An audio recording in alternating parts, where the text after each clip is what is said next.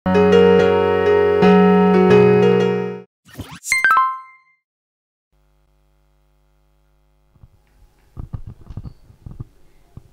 selamat sore teman-teman semua. Tadi udah dengerin satu lagu ya dari Ella, satu main musik ya, main piano. Bersama dengan Ella ada lagunya Tulus. Judulnya apa tadi Kak Ella? Monokrom, betul. Oke, kita mulai aja ya Mas Aji ya. Mas Aji lagi. Kenapa aku ingatnya Mas Aji mulu? Katanya tadi yang sama tadi siapa? Suami apa? Iqbal. Suaminya namanya Iqbal. Aduh. Jadinya harus dibedain Iqbal A, Iya, Iqbal B gitu Iqbal aja ya, Mbak Mas Iqbal. Des ya. Iya. Mas Iqbal ya, kita bahas bukunya Mas Iqbal nih yang judulnya Sapiens di Ujung Tanduk ya. Foto dulu. Mas Iqbal, gimana kabarnya? Alhamdulillah. Alhamdulillah, habis menembus kemacetan. Wah, perjuangan literasi itu kan luar biasa sampai ke ujung sini tuh ya. Benar-benar ujung paling timur Jogja. Ini jadi siapapun yang datang ke situ masuk untuk belanja buku itu surga balasannya, Mbak. Alhamdulillah, amin. Langsung diganjar sama surga ya Mas ya. Menempuh kemacetan di hari Senin sore-sore ini orang-orang udah pada semangat beraktivitas. Kalau untuk aktivitasnya sendiri Mas Haji lagi. Aduh. Ya sudah Mas Haji nggak apa-apa wes. Saya tuh sempat sering bertanya, kan yang manggil Haji banyak banget ya. Oh iya. Saya kira apa yang mereka berpikir Iqbal itu nama baptis terus nama utamanya Haji gitu ya. Gimana Mbak? Aktivitas apa tadi maksudnya? Aktivitasnya saat ini gimana nih Mas Iqbal? Ya sehari-hari sih ya sekitar ya cari makan lah Mbak. Mau ngapain? Tapi ya masih seputar menulis, ngisi kelas menulis, kadang menghadiri undangan pelatihan, terus ada beberapa saya juga wah ini nggak enak ngomong sama Mizan ini. Gimana penyedia naskah juga karena ada beberapa teman yang beberapa jaringan yang membutuhkan buku piktorial. Nah, saya juga punya semacam agensi gitu ya. Sorry ya Mizan Group ya. Nanti kita bisa kerjasama. Oke, nah bukunya ini kan yang judulnya Sapiens di Ujung Tanduk kan terbit di tahun ini ya Mas ya? Tahun ini. Dan udah cetak ulang? Setelah 1 bulan beredar langsung cetak ulang ya. Udah cetak ulang. Tepuk tangan dong. Udah cetak ulang, alhamdulillah. Terima kasih saya ucapkan kepada Pak Haidar Bagir yang sudah ngendorse buku saya di Twitter sampai ramai banget ya. Dan tapi sebenarnya bukan itu. Saya GR sekali kok buku saya sampai dibaca beliau gitu dan karena bukunya bagus dan menarik banget Mas untuk pasti nggak usah dibahas jauh-jauh kalau itu. Oke, untuk pemilihan judulnya Mas Sapiens di Ujung Tanduk itu hasil diskusi bersama dengan tim redaksi atau Mas Iqbal sendiri hasil diskusi kemarin sama editor ya, terutama Mbak Dewi ya. Jadi sempat ada beberapa judul yang kita diskusikan, saya sampai lupa ada sekian opsi begitu. Terus kemudian dari satu spirit benang merah yang ada dari keseluruhan buku itu ada semacam gambaran bahwa ini Mbak, kenapa di ujung tanduk itu, jadi gini ringkasnya, kemanusiaan kita sekaligus juga kemanusiaan itu bukan kok kemanusiaan gimana-gimana, tapi manusiaan. Jadi karakter kita sebagai manusia sekaligus juga sebagai Homo sapiens itu sedang mengalami pergeseran gitu. Bahkan mungkin ya ada banyak sisi yang keruak, yang hilang, yang mungkin nanti kita bisa diskusikan. Dan itu terjadi karena satu era yang sangat revolusioner, yaitu era digital, begitu kira-kira. Dan memang buku saya ini kan menceritakan dinamika pergeseran banyak sekali hal di era digital gitu. Oke, mungkin langsung dibahas saja Mas. Jadi buku-buku ini kan membahas tentang pergeseran-pergeseran itu dan kekerowakan tadi yang Mas Iqbal bilang ya. Nah, dari bab-bab itu Mas, secara umum, secara keseluruhan itu membahas apa sih untuk bukunya? Ya, membahas itu tadi. Saya mending daripada bicara keseluruhan, bicara ke beberapa parsial saja lah ya, sebagai semacam teaser untuk teman-teman baik yang nyimak di YouTube maupun di IG. Juga masa yang parkirannya melimpah ruah sampai sana ya, parkirannya tolong ditata dulu Mas Amin. Saya ambil contoh begini Mbak. Tulisan ini kan saya tulis mencicil dalam jangka yang agak panjang, tapi karena saya itu sebagai seorang yang sangat lekat dengan dunia digital, aktivitas saya digital, pekerjaan saya juga terkait digital, ya penulis tapi kan Sekarang menulis itu sangat lekat dengan digital ya. Saya juga seorang yang sangat kecanduan medsos gitu ya. Dan banyak sekali aktivitas profesional saya yang juga sangat terkait dengan medsos. Nah, saya termasuk orang yang akhirnya nyebur ke situ terlalu dalam. Cuma gara-gara itu, karena kebetulan saya juga penulis, saya seringkali berusaha mengambil jarak lalu merenungkannya gitu. Terus kemudian menuliskannya dalam esai-esai begitu.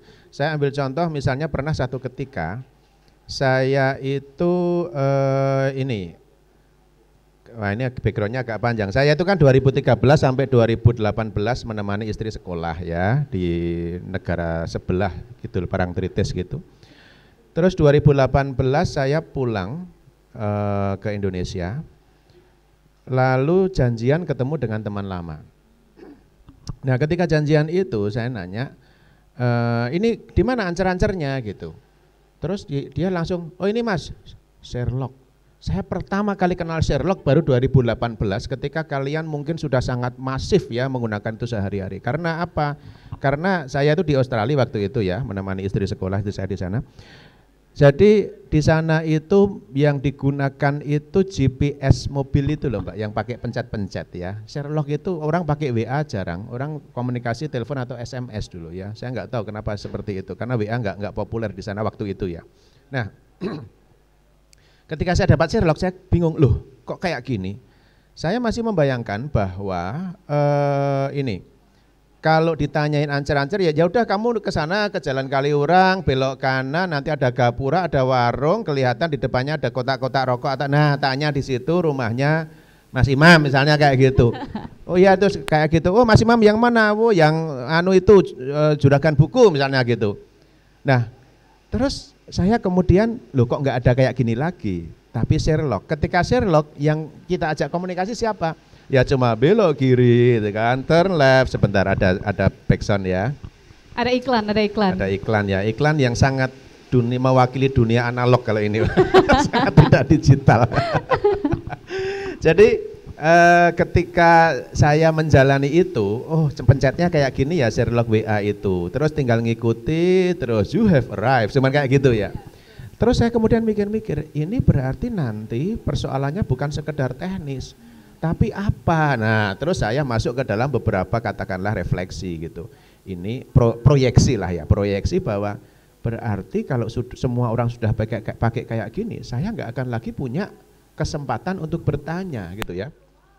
Satu, saya tidak akan punya kesempatan untuk bertanya kepada orang, nggak akan punya alasan, karena kalau tiba-tiba turun permisi non sewu ini dalamnya Mas Imam pun tiga itu sudah nggak ada gitu ya. Orang juga akan merasa aneh, ngapain? Kenapa nggak Sherlock aja gitu kan? Sampai kemudian agak panjang, saya jadi ingat dulu kala itu kalau di kampung saya tiap kali ada orang bertanya begitu, maka segenap manner itu dituntut. Ada yang pernah ya satu kejadian, teman tetangga saya namanya Bambang beneran ini, misalkan kan sebut saja Bambang, enggak ini Bambang beneran namanya. Dia itu ada orang berhenti, dia nongkrong di depan kayak pertigaan kampung itu ya, pinggir jalan, ada orang nanya, Mas, rumah saya di Bantul kan, Selarong arahnya mana Mas? Nah, oh gini, dia turun, dia bertanya tanpa melepas helm, dia pakai motor, enggak turun dari motor, enggak matiin, masih nyala, terus oh Mas kesana Mas, lurus ya, belok kanan, nanti lampu merah pertama, satu lagi ke sana, padahal sebenarnya itu arahnya ke sana. Jadi itu adalah punishment sosial yang diberikan ketika seseorang itu tidak menghargai manner setempat, katakanlah semacam kultur dan sebagainya begitu ya. Itu jelas sekarang tidak akan bisa berlaku karena semua orang pakai Sherlock gitu kan. Sherlock tidak akan peduli itu, mbak-mbak yang bilang you have arrived itu nggak akan marah kok kalau kita nanya nggak matiin mesin gitu ya.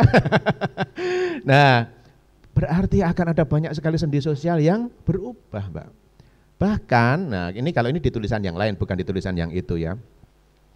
Bahkan pada akhirnya setelah saya sekian bulan kemudian terlalu menikmati Sherlock, satu ketika, satu malam itu saya mau mendatangi seorang kawan di Jakarta juga kebetulan ya. Saya beberapa kali pernah ke rumahnya, tapi pas ke sana HP saya mati. Di mobil chargernya lupa nggak bawa kabelnya. Saya muter bolak-balik Etian itu, dan itu jam 11 malam. Saya janjian ke sana jam 10 atau 11, bolak-balik. Yakin aku sini tuh, sampai bolak-balik begitu, sampai akhirnya apa yang saya lakukan? Saya berhenti di warung burjo, ada orang pegang HP, Mas, ngapunten saya pinjem Google Map-nya. Karena dia di titik dia itu ada namanya itu ya, ada nama kantor dia gitu. Saya sampai begitu, padahal saya itu sudah 3-4 kali ke rumah dia.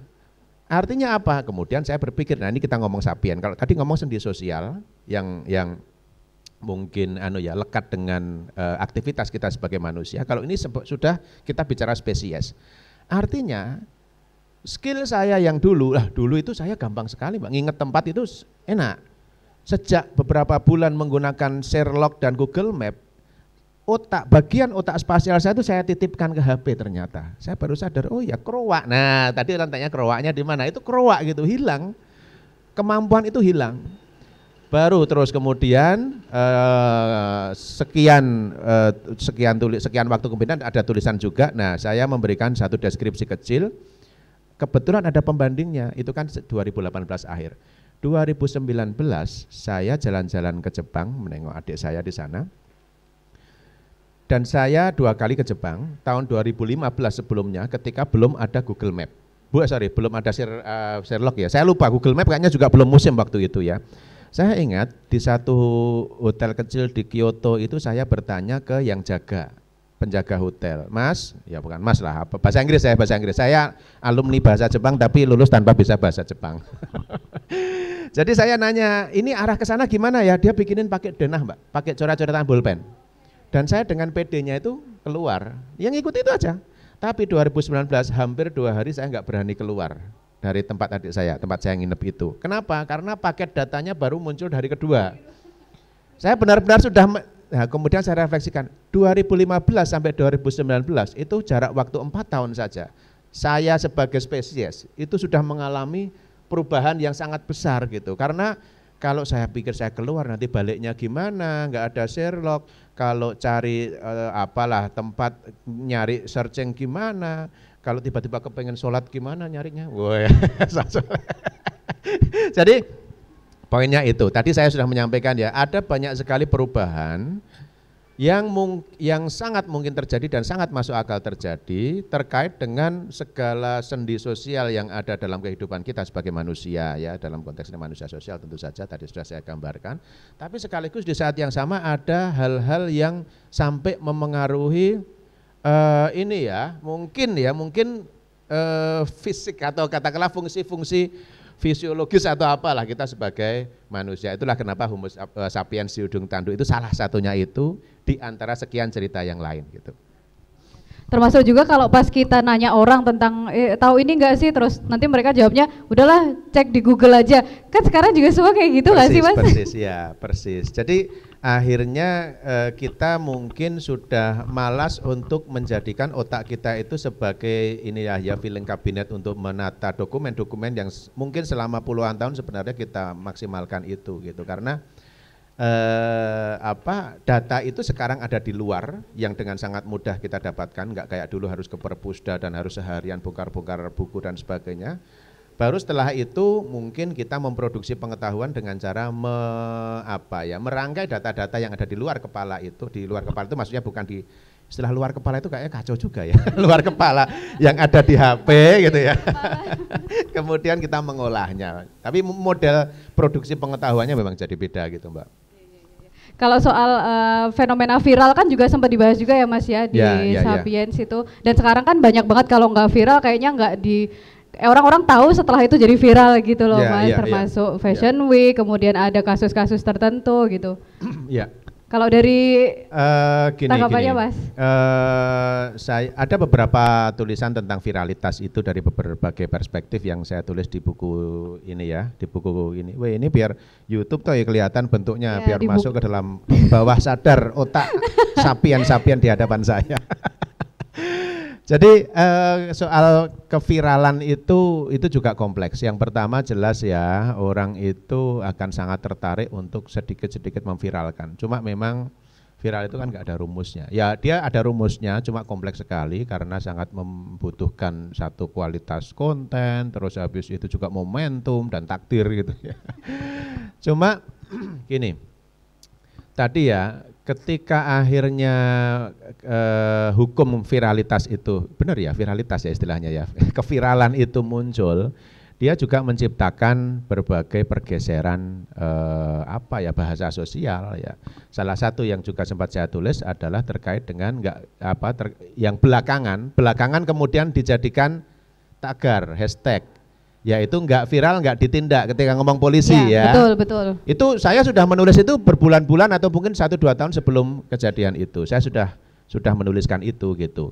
Nah kebetulan saya ini kan juga menulis yang lain ya, buku tentang polisi, perjalanan polisi-polisi, dan saya menceritakan sisi positifnya polisi. Ya, di sini saya juga ingin membuat perimbangan bahwa bagaimanapun tetap meskipun saya menulis buku polisi, saya tetap mengakui bahwa ada ruang yang seringkali diabaikan ketika viralitas itu sekarang nggak muncul. Kenapa? Karena dia yang akan memunculkan tekanan sosial gitu aja ya, tekanan sosial dan itu ternyata efektif gitu. Ada beberapa sisi ada sisi positif maupun negatifnya. Sisi positifnya adalah sekarang ini ya publik akan menjadikan itu sebagai alat untuk penekan gitu. Kalau memang dia katakanlah melawan rasa keadilan publik ya dia akan memviralkan itu, kalau publik akan menuntut dan sebagainya gitu. Ketika dia akhirnya bisa menjadi satu gelombang bersama, artinya memang secara umum publik itu saling support untuk menyuarakan satu suara itu gitu kan. Itu oke, fair gitu, positif. Kalau yang lain mungkin nggak viral, ya artinya mungkin kurang kuat gitu kan, kurang kuat untuk dituntut. Tapi di sisi lain ya sisi negatifnya, akhirnya hal-hal yang sebenarnya secara normatif harus di follow up ternyata kok tidak viral. Nah, dia akhirnya jadi satu bolong dalam mekanisme mungkin penegakan hukum atau layanan publik, layanan masyarakat dan sebagainya. Dan ada satu yang mungkin lupa saya sampaikan tadi, bahwa memang tidak semua orang punya akses menuju keviralan kan. Ya kalau kita kelas menengah, pegang HP, kita punya jejaring, kita punya akun TikTok dan sebagainya. Tapi kalau orang-orang yang katakanlah dia, banyak tetangga kampung saya yang bahkan HP-nya masih HP zaman inilah ya, zaman SMS belum ada ininya dan segala macam, itu kan banyak. Segmen masyarakat itu masih banyak dan mereka juga tidak bakal lepas dari persoalan-persoalan yang mungkin mengancam mereka. Kalau mereka nggak bisa mengakses keviralan itu, apakah artinya terus dia tidak akan bisa mendapatkan keadilan misalnya gitu. Ini kritik untuk polisi, meskipun saya penulis buku polisi, saya juga dengan clear menyampaikan kritik ini ya. Karena saya bukan buzzer polisi, tetapi teman yang akan membantu siapapun untuk memunculkan hal-hal baik gitu aja. Pencitraan ya dikit, tepuk tangan nggak apa-apa ya, masa yang belakang yang menyemut di belakang. Lanjut Mbak Gendis. Oke, terus ada yang tadi soal viral juga, terus ada yang tadi yang sempat kita highlight itu, ada sekarang kan kasus-kasus kemarin yang sempat ramai juga tuh Mas soal pemblokiran. Nah mungkin kita sekalian minta tanggapan dari Mas Iqbal ya soal pemblokiran dari Kominfo itu Mas. Nanti takut biar yang lain nanti nanya yang lain, kita bahas itu dulu. Terus terang saya tidak terlalu detail mengamati itu, tetapi secara prinsip ya bagus sebenarnya ya, karena kan memang sebagai katakanlah kesadaran kedaulatan gitu ya, kesadaran kedaulatan dalam ruang digital ya seharusnya yang tamu-tamu itu juga harus menghormati kita gitu kan. Tapi di sisi lain ya secara jujur saya personal juga akan merasa terganggu lah, hidup saya mungkin hidup mati saya itu selain yang pertama ditentukan Tuhan, yang kedua adalah akun medsos saya gitu kan. Kan mengenaskan sekali kehidupan kita itu gitu kan. Saya mau jualan apa gitu ya semuanya tergantung akun medsos saya, dibaca saja habis saya jatuh miskin mungkin ya. Mudah-mudahan enggak ya. Aduh ada istri saya nanti dimarahi orang celup-celup nek ngomong gitu. Gitu Mbak. Tapi detailnya saya kurang tahu karena ada masih ada elaborasi yang cukup ribet sebenarnya dan saya nggak telaten kemarin mengamati itu. Oke. Mungkin nanti juga teman-teman yang ada di Instagram kalau mau bertanya mungkin nanti bisa dibantu ya teman-teman Bentang, dan yang di sini kita langsung buka pertanyaan aja kali ya Mas ya, biar diskusinya semakin aktif. 300 gitu. Pengunjung banyak banget loh. Kita dapatkan sampai penuh tadi parkiran sebelah sana ya Mas ya. Ada door prize, doa cepat kaya untuk semuanya. Amin. Oke, silakan mungkin teman-teman ada yang mau bertanya dulu? Belum? Teman IG. Teman IG.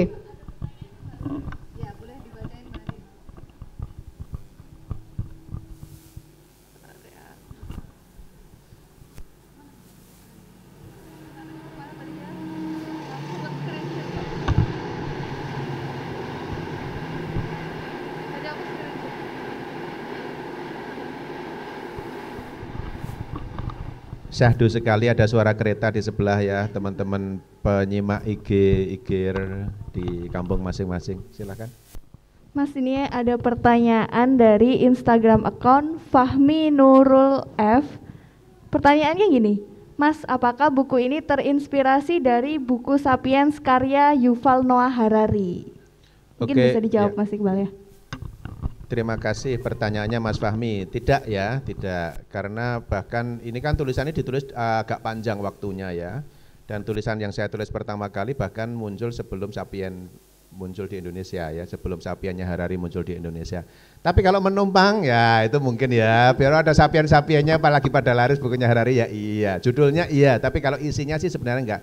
Cuma memang isinya itu ada sedikit senggolan dengan yang Homo Deus ya, yang buku Harari yang satunya lagi, karena kan di situ di Homo Deus digambarkan juga terkait dengan persentuhan dan pergulatan kita dengan dunia digital gitu. Gitu Mas Fahmi, oke? Wah, nggak bisa jawab lewat IG. Kalau di bukunya itu kan sebenarnya tulisan-tulisan dari Mas Iqbal sendiri yang kemudian ada itu nggak Mas, kayak pengeditan lagi kemudian dimasukkan ke buku? Pasti kalau itu ya, karena kan ada beberapa yang itu soal-soal teknis ya, kayak misalnya konteks yang terlalu aktual misalnya gitu kan sedikit dimuluskan biar pembaca lebih nyaman aja gitu. Nah, banyak tadi juga kita sempat dari kemarin kita cek-cek soal resensi bukunya Mas, banyak yang mengatakan bahwa tulisannya itu jenaka tapi tetap tajam, tetap membahas hal-hal yang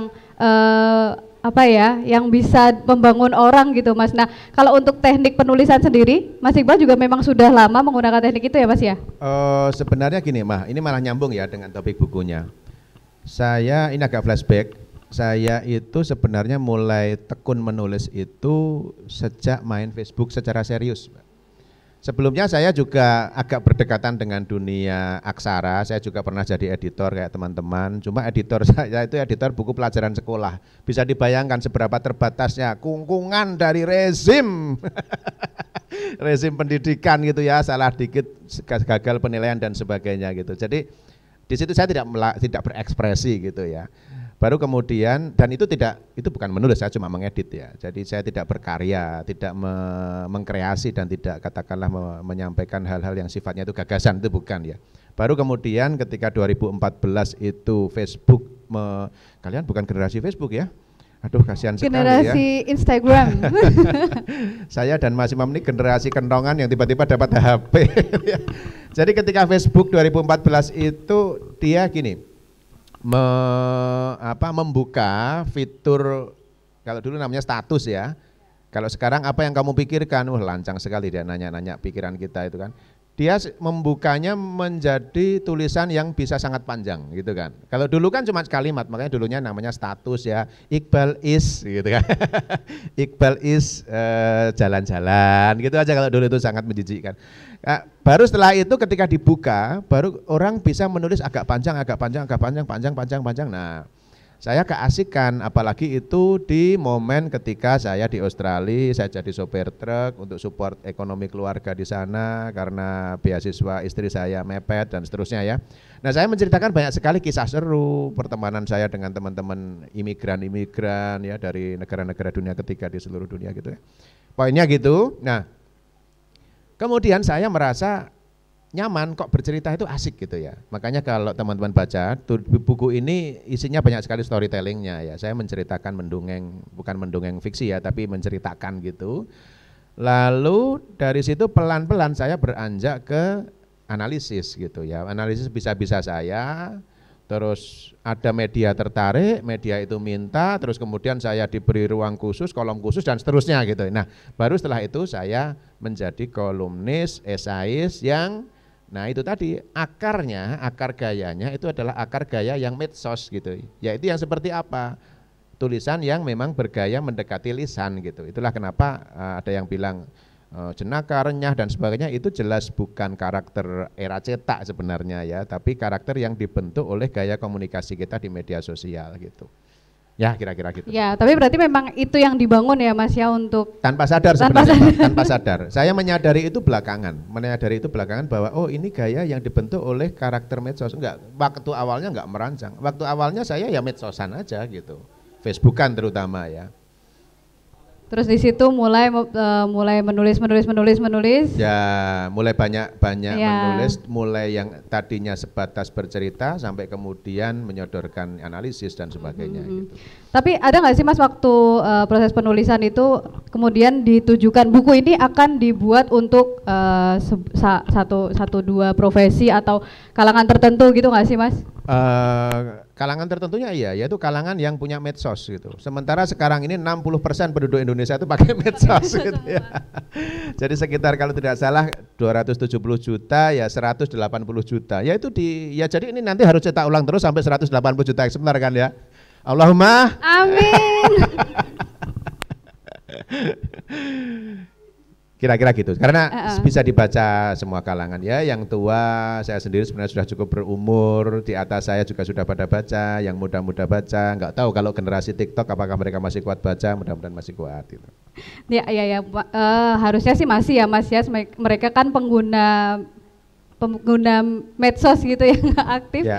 Mungkin bisa. Cuma mungkin karakternya mereka sudah semakin bergeser ke audiovisual ya, daripada betul.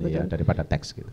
Kalau untuk proses penulisannya Mas, itu ada hal-hal yang bisa diceritakan selama proses penulisan buku Sapiens ini? Sebenarnya yang tantangan ketika menulis, kalau model-model tulisan semacam ini adalah bagaimana ya menganalisis, membangun perspektif dan menafsir gitu ya. Kalau tidak terbiasa melamun misalnya, bagaimana melihat Sherlock kok nanti akan berpengaruh pada soal perkembangan bahasa lokal, itu kan agak jauh gitu ya. Nah memang itu dibutuhkan kalau teman-teman kepengen menulis yang katakanlah kerasa tajamnya begitu ya, Anda harus punya ini ya ruang-ruang hening untuk melamun lah kira-kira gitu ya. Tapi ini wilayah saya ya, teman-teman katakanlah yang penulis fiksi segala macam, saya kira lamunannya lebih dahsyat. Saya bukan penulis fiksi dan masih sangat kagum dengan para penulis fiksi, makanya saya katakan ruang hening itu pasti akan dimiliki masing-masing. Cuma kalau tanpa ruang itu ketajaman kita mungkin akan lebih pelan terasanya gitu. Nah terus Mas, yang di buku itu kan ditulis ya bahwa Mas Iqbal itu adalah praktisi medsos penuh waktu tuh Mas. Kenapa pada akhirnya memutuskan untuk kata-kata itu dimasukkan juga di dalam bukunya? Satu jelas ini banyak sekali secara konteks ya, konteks benang merah dengan isinya. Memang yang saya bicarakan dunia digital, wabil khusus dunia media sosial, karena banyak sekali perubahan pergeseran itu dari dunia digital itu terutama terutama di media sosialnya. Tadi hanya sebagian contoh ya, masih ada puluhan yang lain yang saya ceritakan gitu. Terus yang kedua, saya bisa menulis begini juga karena saya terlalu terjerumus begitu dalam kutukan media sosial itu. Selanjutnya juga memang secara real saya memang seperti itu. Saya katakanlah misalnya sampai sekarang pun masih merasakan kekonyolan semacam nonton reels itu geser 2 jam berlalu tanpa berbuat apa-apa untuk kedamaian dunia gitu kan. Jadi merasa hidup saya sia-sia di situ dan memang bahkan menyebut, sekarang saya tanya teman-teman misalnya di Mizan Group, bekerja penuh waktu itu berapa jam sih sehari kan? Berapa jam ya penuh waktu itu? 8, 10 jam? Misalnya gitu ya, kan bisa disebut penuh waktu. Nah saya medsosan itu mungkin 12 jam gitu sehari kalau diakumulasi. Artinya memang penuh waktu gitu. Jadi hampir setiap kegiatan saya bersentuhan dengan medsos. Saya menulis juga basicnya medsos, tadi sudah saya sampaikan. Saya berkomunikasi dengan teman-teman, saya iklan, saya apapun lah gitu, basis saya medsos.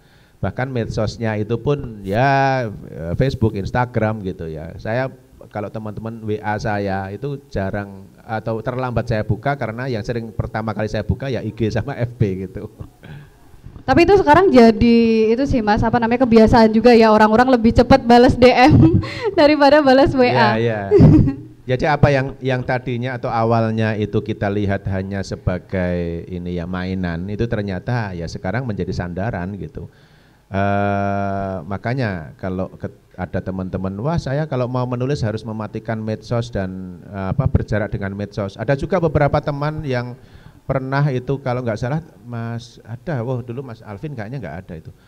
Ada yang datang terus bilang ke ini ya, tak sebut merek nggak apa-apa ya, ke Mas Edi. Nanya, Mas saya itu penulis, saya nulis gini macam-macam begini, bagus banget kata beberapa orang, tapi maaf saya nggak medsosan. Ya sudah, coret aja gitu. Kenapa? Ya itu kan namanya menafikan satu realitas komunikasi yang sekarang ini secara real paling efektif gitu kan. Nah itu satu dari soal cara katakanlah strategi komunikasi publiknya. Yang kedua, saya sebagai penulis, saya juga punya kelas menulis, mau numpang iklan itu ya. Saya punya kelas menulis. Terus teman-teman ketika menulis itu bilang, wah ini untuk mencari ide, ya medsosan gitu. Kenapa? Media sosial itu sekarang bukan lagi ruang bermain-main, tapi dia sudah menjadi saya menyebutnya laboratorium sosial raksasa gitu. Apa yang ada di kepala publik, apa yang ada di dalam dinamika pergulatan pemikiran atau pergulatan perdebatan apapun itu ada di media sosial. Maka kita tidak bisa menganggap itu semacam sebagai main-main saja. Dia memang cerminan realitas gitu. Itulah kira-kira Mbak ya. Ya betul. Karena kita sekarang kalau lihat berita pun juga udah langsung dari Instagram gitu ya Mas ya, dari Twitter ya, semuanya udah langsung. Siapa yang masih nonton TV beneran? Nah, TV-nya paling YouTube gitu kan. TV-nya udah diganti sama YouTube kayaknya sekarang. Kalau ada pertanyaan lagi nanti bisa dicek di teman-teman yang nonton di live IG, atau teman-teman yang ada di sini juga boleh mau diskusi atau ngasih tanggapan boleh ya Mas Iqbal ya. Membantah juga boleh. Membantah juga boleh, monggo. Ada? Dalam dunia medsos itu spiritnya kesetaraan ya, dia egaliter. Jadi ketika kita ngomong sama orang itu kadang-kala kan kita juga tidak terlalu peduli apakah dia pendidikannya apa, umurnya berapa juga kadang kita nggak peduli. Makanya memang karakter komunikasi di media sosial itu mesti cair, interaktif dan egaliter. Itu juga kalau saya terjemahkan dalam soal bahasa dan storytelling memang seperti itu kan dalam tulisan ini. Nah makanya teman-teman kalau bikin acara diskusi gini sebenarnya jangan lagi menggunakan istilah tanya jawab. Kalau tanya jawab itu Anda bertanya dan saya menjawab. Itu seolah-olah saya itu kayak Gus siapa itu yang habis itu bikin sulap-sulap itu ya Samsudin itu ya. Jadi kayak saya kiai yang ditanyain. Enggak, dialog atau diskusi. Anda juga boleh membantah dan saya harus siap menerima bantahan kan gitu kan. Jadi monggo kalau mau memberikan tanggapan atau mau menambahkan informasi atau memberikan pandangannya juga boleh ya Mas ya. Siap, silakan. Boleh banget. Oke, kalau ngomong-ngomong soal di medsos, Mas, pernah nggak sih kena apa ya istilahnya ya, hate speech? Pernah nggak sih kena bullying gitu ya? Ya biasa aja atau gitu ya. Orang kalau takut dibully ya memang nggak usah medsos, ya nggak usah bergaul aja gitu. Itu kan bagian dari resiko sosial pada umumnya gitu. Orang kalau mau sibuk mendengarkan omongan orang dan sebagainya, ya kadang-kala ini saya kaitkan ya dengan teman-teman yang belajar menulis. Mas saya tuh kepengen nulis ini itu tapi nanti khawatir ada orang membantah gitu. Kan lucu gitu ya. Jadi gini, saya selalu menyampaikan kepada teman-teman itu yang harus dibenahi bukan strategi bagaimana menghindari serangan atau bantahan atau mungkin keroyokan, itu bukan di situnya, tapi yang ditata mindsetnya. Yaitu apa? Kita bermedsos atau wabil khusus menulis misalnya ya, kita akan menyampaikan gagasan, kita berhak memberikan pendapat kita. Kenapa? Ini adalah berkah dari ruang demokrasi, kira-kira gitu ya. Itu ruang demokrasi yang kita nikmati. Sebentar, ini ada dunia analog iklan sedang lagi, melintas. Iklan analog lagi. Ada dunia analog sedang melintas. Nah, dalam berkah demokrasi ini gitu ya, silakan yang anti demokrasi silakan. Tapi ini kan berkah demokrasi, semua orang berhak berbicara, semua orang berhak menggunakan ruang publik untuk menyampaikan pikirannya gitu kan. Maka kita berhak untuk menuliskan gagasan kita berhak men-tweet isi kepala kita gitu kan. Tapi di saat yang berhak menikmati ruang itu kan bukan cuma kita, tapi pembaca kita juga berhak. Itulah kenapa ketika Anda dibantah gitu ya, atau dibully atau disikat gitu ya, ya itu adalah hak demokratis dari lawan bicara kita gitu kan. Ya nggak usah GR dengan merasa Anda sebagai pusat semesta dong gitu kan. Ya sudah, itu hak juga, kita sama-sama menggunakan hak kita. Asal gitu ya, yang memang dipersoalkan atau dihantam tadi adalah pikiran kita. Dia akan menjadi bullying ketika misalnya yang dihajar adalah sisi personal kita, keluarga kita. Nah kalau sudah itu gasak habis. Itulah kira-kira. Tapi poinnya adalah mindset ya. Bagaimana kita ada satu tulisan di sini yang judulnya itu kalau tidak salah ingat, jempol digital, otak analog gitu ya. Kita itu masuk ke dalam dunia digital, tapi cara berpikir kita masih dunia analog. Nah, kayak itu tadi, kita berani berbicara, tetapi kalau dibantah sudah langsung stres, depresi, marah-marah, merasa dizalimi. Itu kan artinya otaknya otak analog, tapi dia masuk ke dalam dunia digital dengan gagap gitu. Iya betul. Bahkan ada terus kemudian nggak aktif di media sosialnya ya Mas ya, atau nonaktifkan. Oh pernah curhat Mbak Gendes, oke silahkan.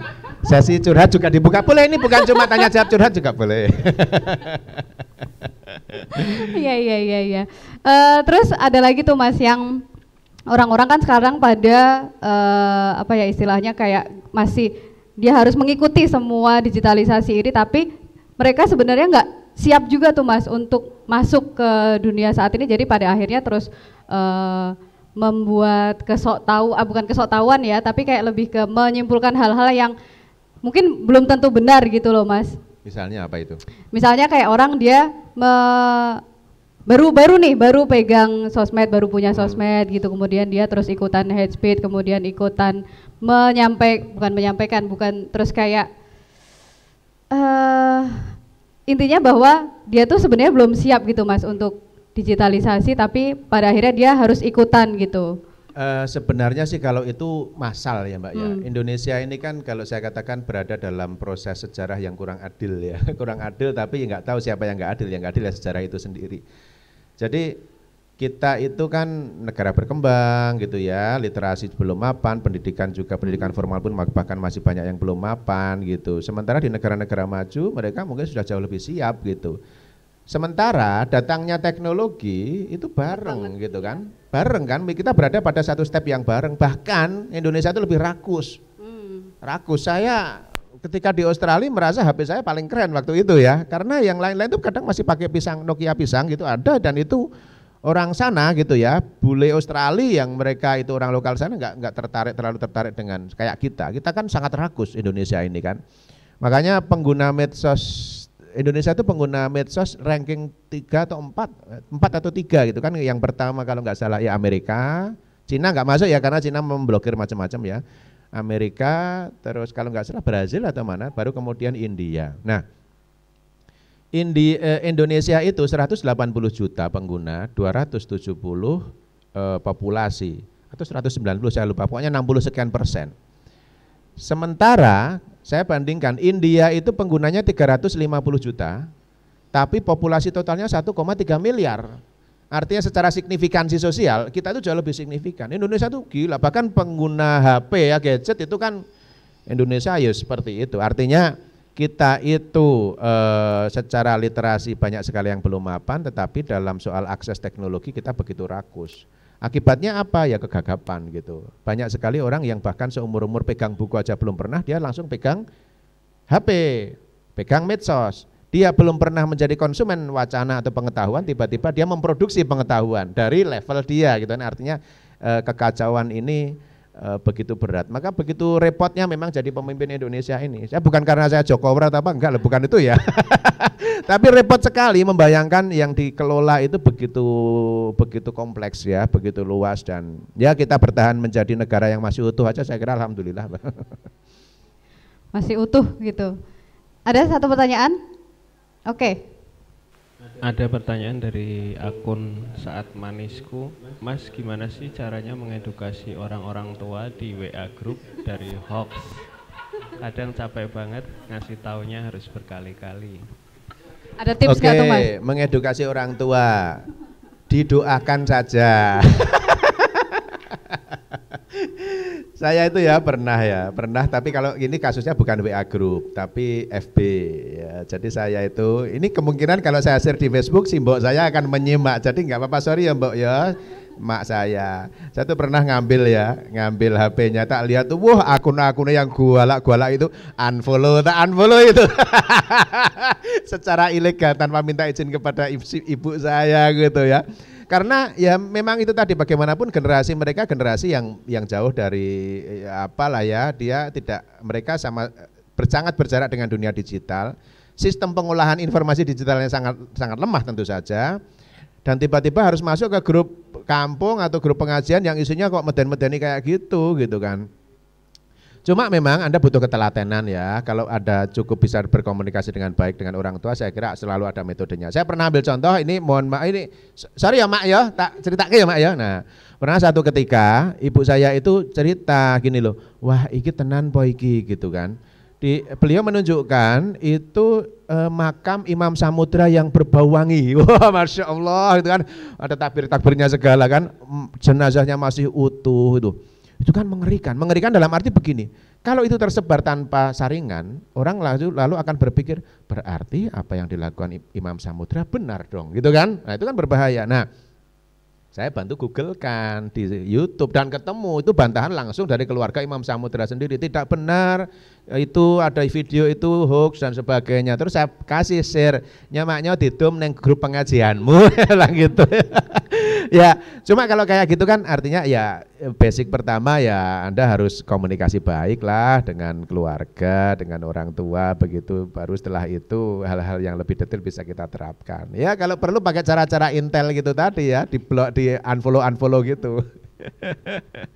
Ada yang selfie, saya tak pasang ini, Mas Daud Pak ya ini ya. Loh kok tiba-tiba sampai sini dari Mataram ini? Wah, langsung dari NTB ini ya. Monggo. Oh, apa ini cuma selamat datang kok malah langsung dikon monggo, iro ngerti konteknya kok. Tiba-tiba dikasih mic kalau mau memberikan tanggapan gitu tentang simboknya Mas Iqbal. Oke Mas, masih ada lagi Mas Imam yang berkomentar atau memberikan tanggapan soal di Instagram? Belum ada lagi. Ini udah berapa menit ini? Udah lama loh Mas, udah hampir 40 menit loh kita ngobrol-ngobrol, nggak berasa kan? Wah, nggak terasa ternyata gak begitu terasa loh.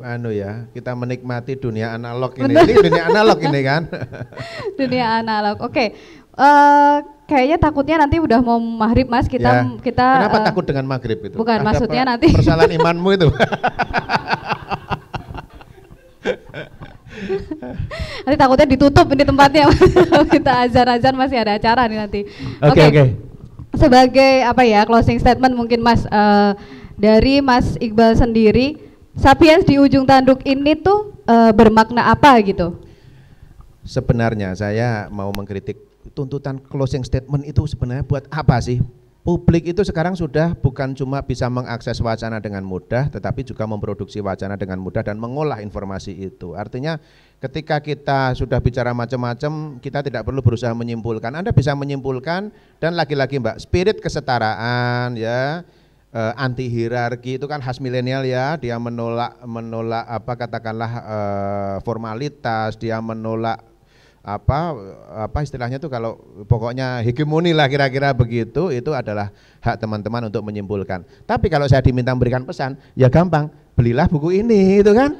Anda harus membaca, ya bacalah, nggak usah beli, bacalah, pinjam temen nggak apa-apa. Kalau nggak punya duit ya patungan rame-rame buat beli satu gantian gitu ya. Tapi kalau yang punya duit satu orang beli 3 juga nggak apa-apa. Kalau selesai satu nanti baca sebelahnya gitu kan. Biar apa? Biar paham tentang konteks yang kita ceritakan tadi, sehingga closing statement tidak terlalu dibutuhkan.